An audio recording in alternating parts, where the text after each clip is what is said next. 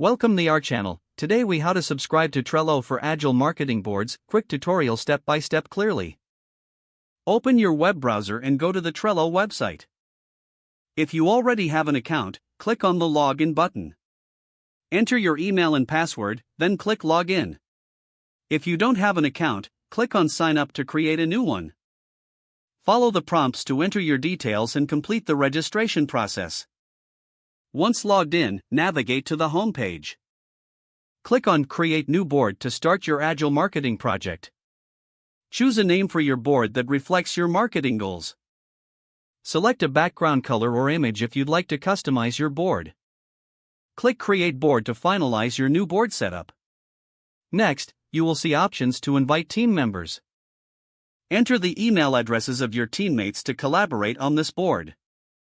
Make sure to assign the appropriate permissions for each team member. After inviting team members, start adding lists to your board.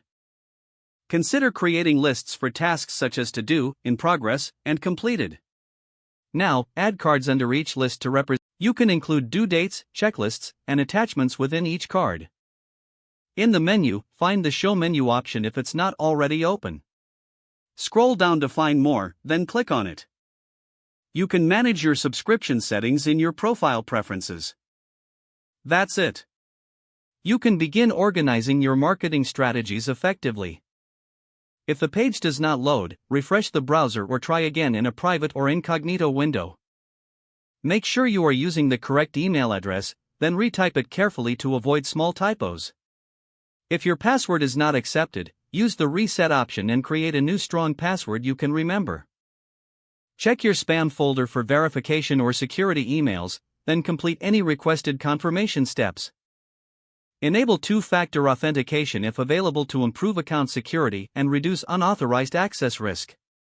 After signing in, review your profile details so your contact information and settings are accurate and current. If you see an error message, note it down and try again after restarting your device and internet connection.